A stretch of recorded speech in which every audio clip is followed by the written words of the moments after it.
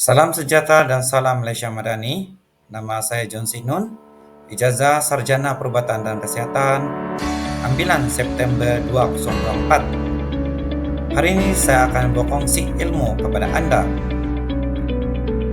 Ini adalah isi kandungan. Yang pertama adalah tajuk, kedua pengenalan, ketiga sejarah dan perkembangan berita palsu di Malaysia, yang keempat kajian kes berita palsu sebenar dan penyebarannya, yang kelima kesan berita palsu mengikut kajian kes dan peranan pihak tertentu untuk menangani kes kajian berita palsu ini.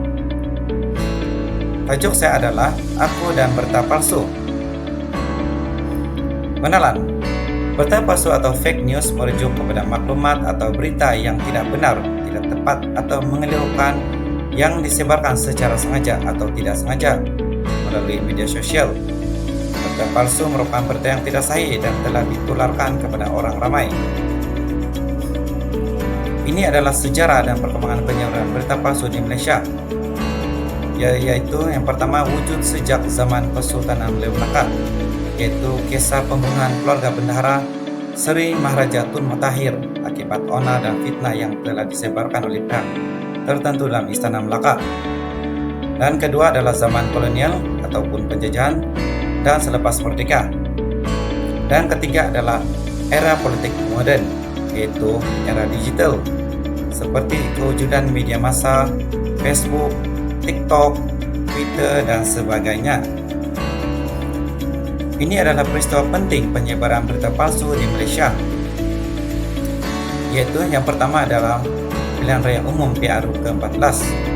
Penyebaran berita palsu tersebar luas melalui aplikasi WhatsApp dan Facebook.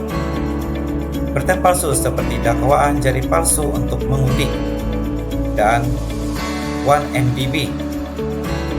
Yang kedua adalah pandemik COVID-19, yaitu mengenai konspirasi punca dan asal-usul virus, perawatan dan penawar palsu, konspirasi vaksin, angka dan statistik palsu mengenai COVID-19.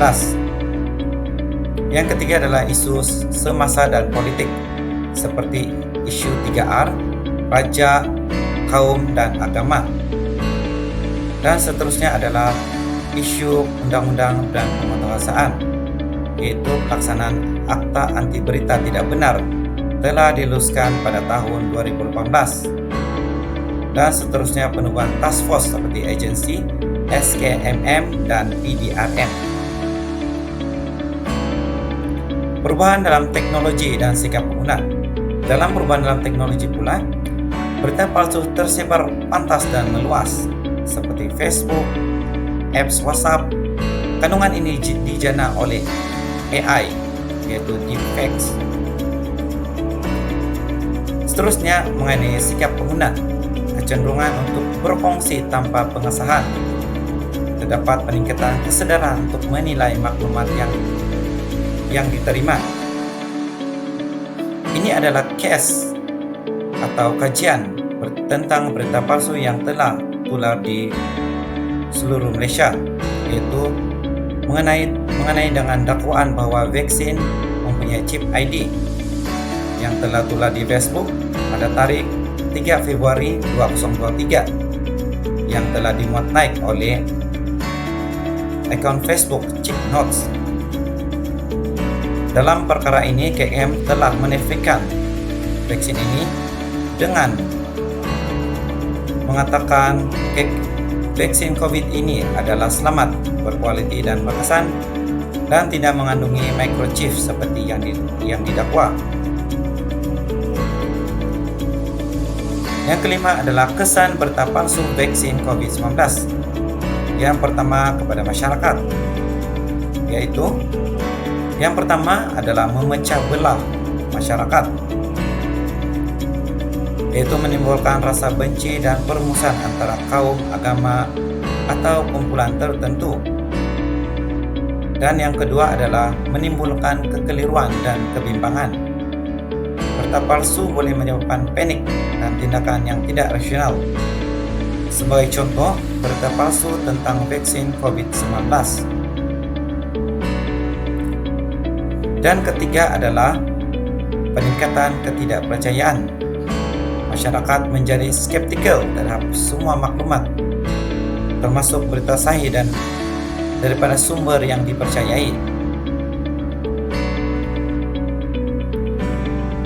Kesan kepada institusi Kementerian Kesehatan Malaysia pula, yang pertama adalah merencatkan program pemvaksinan. Kementerian Kesehatan Malaysia sukar melaksanakan program pemvaksinan untuk menangani pandemik COVID-19.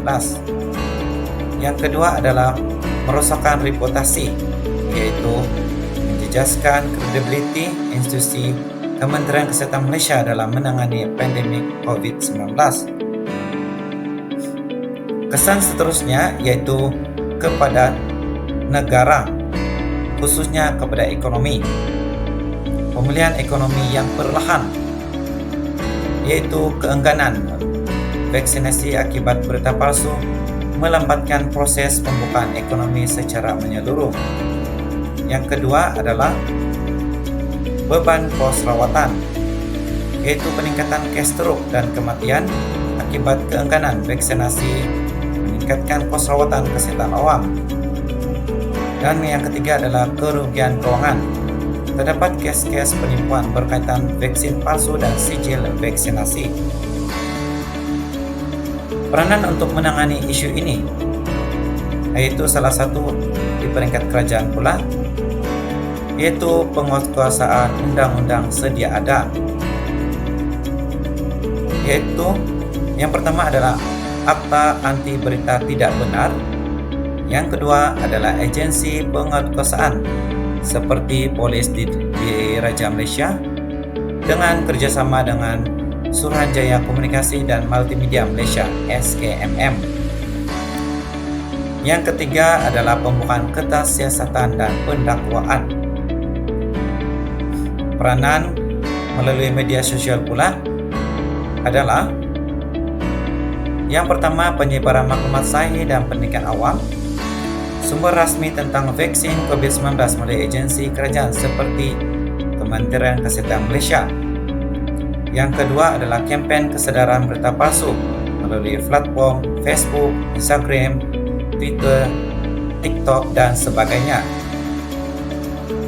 Yang seterusnya adalah soal jawab langsung dengan pakar perubatan dan saintis di media sosial berkaitan dengan vaksin COVID-19. Yang kedua adalah kerjasama dengan platform media sosial, yaitu penurunan kandungan yang dikenal pasti berita palsu, label amaran terhadap kandungan yang diragui, fungsi laporkan terhadap kandungan yang disyaki palsu, dan membuat tapisan maklumat yang lebih ketat di media sosial. Peranan seterusnya kepada isu ini adalah di peringkat NGO, yaitu yang pertama menyebarkan maklumat yang tepat dan sahih. NGO adalah entiti sumber alternatif yang dipercayai. NGO menterjemah maklumat yang kompleks kepada bahasa yang mudah dipahami oleh orang ramai.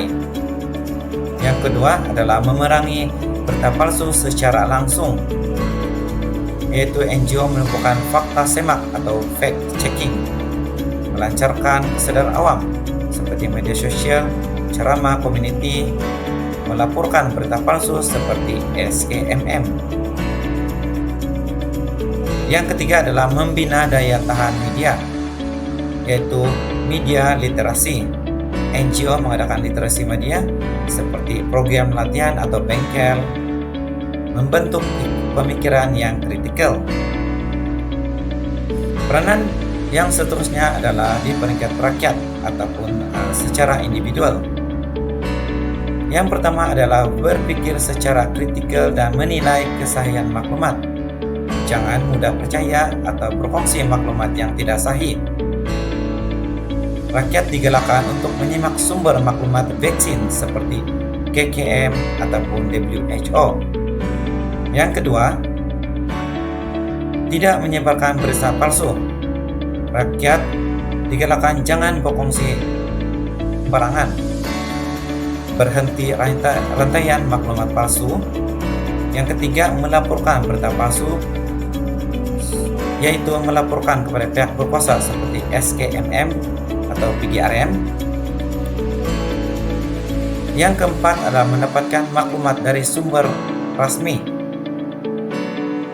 yaitu merujuk laman web resmi Kementerian Kesehatan Malaysia untuk mendapatkan maklumat terkini dan tepat mengenai vaksin COVID-19. Sebagai kesimpulan, bersama-sama kita membendung berita palsu dengan mengatakan tidak pasti, jangan kongsi. Ini adalah rujukan saya. Sekian dan terima kasih. Semoga maklumat ini memberi manfaat kepada Anda semua.